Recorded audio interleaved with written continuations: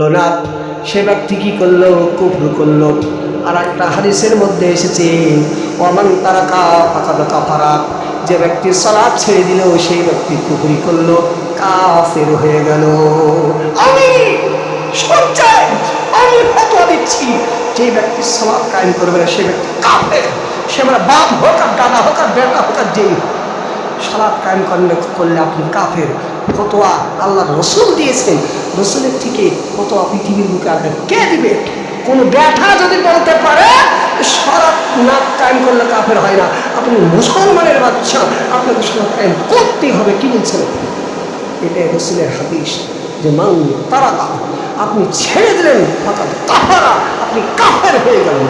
এই যে কাফারাটা কি? মাজি শেখা, মাজি কাফারা उसने কুফর কিয়া, কাফের হয়ে গিয়ে সেই ব্যক্তি কাফের হয়ে গেল, সালাতকে ত্যাগ করে দিল।